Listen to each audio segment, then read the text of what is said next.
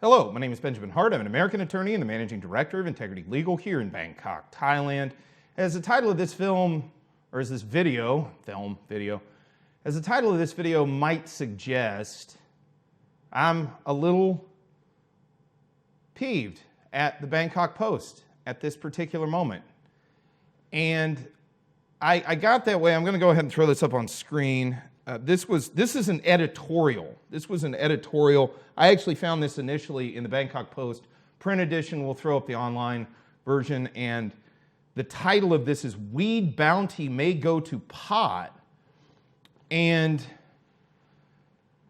reasonable people can disagree on the cannabis issue. I definitely think that that is the case. I really do believe that. That's not like me just saying it or sort of saying it rhetorically or whatever. I do believe that. In fact, the way things are right now is not particularly how I would like to otherwise see it. I think this needs to be a highly regulated product on par with alcohol, tobacco, pharmaceutical drugs, maybe not quite to the level of pharmaceuticals, depending on what we're talking about specifically within the cannabis space. But I have no objection whatsoever to regulation. I can even be entertained, maybe I should say, I can even understand the argument on illegalization. I think it's a bad argument, but I can understand it. The reason for this video, I read a recent article, again, this editorial, "Weed Bounty May Go to Pot." And a lot in there. I really urge those who are watching this video, before you continue further here, maybe just go read it for yourself. So you can, because what the small excerpt I'm going to quote here, when taken in the broader context of the article, you can kind of see what I can only describe on a certain level as condescension. And I would urge folks who are watching this, maybe just pause this, go read it, and then come back. Might not be a terrible idea. Again, I'm going to quote a small excerpt because when I was reading through it, I was reading through it, I was like, okay, you know, I can kind of see both sides of that, this and that, and the other thing. And then one of these, this just hit a nerve here. Again, "Weed Bounty May Go to Pot," Bangkok Post, bangkokpost.com, quoting directly, "So far, several parties have expressed concern that the policy is not improving anything except the chances for small-time, quote-unquote, entrepreneurs to make quick gains from a highly profitable product.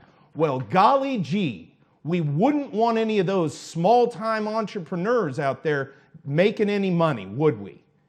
I can't believe somebody would say this after 3 years, or nearly 3 years, of watching every single one of those small-time entrepreneurs have their livelihoods eviscerated by policies which shut them down.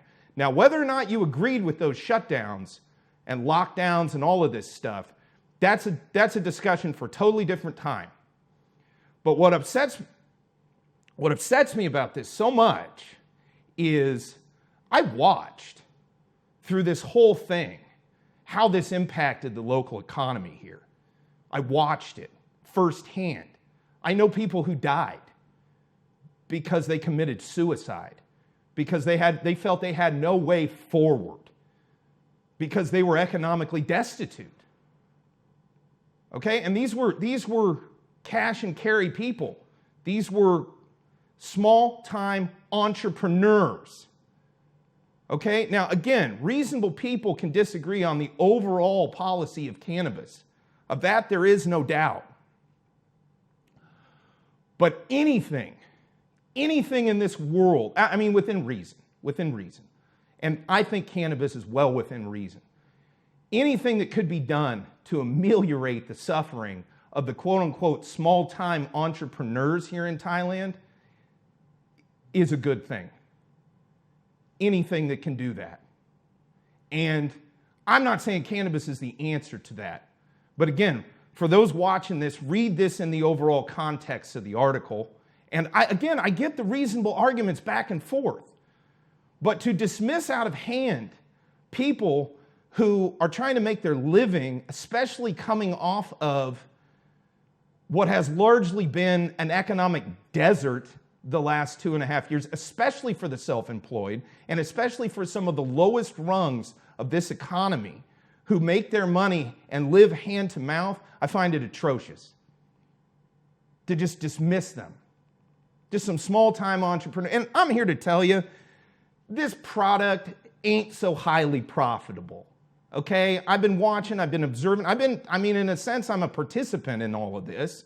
Insofar as most people who watch this are aware, we have this cannabis entity that we're dealing with. I'm not really particularly interested in being in the retail space overall. I'm looking at this more in the long term from the standpoint of legal work and, just the more complex regulatory compliance, that kind of thing. But nevertheless, I got my license, and dealt with everything per Thai law. But man, I gotta say, the overall, I'm like shaking. I'm so upset about this. I just want to quote this. So far, several parties have expressed concern that the policy is not improving anything except the chances for small-time, quote-unquote, entrepreneurs, as if there's something else. That's what they are. This is legal. They went and got into compliance. And those that haven't, we've done the videos. It's mostly from Bangkok Post source material. They got arrested. They dealt with the consequences of that, of not being in compliance with the law.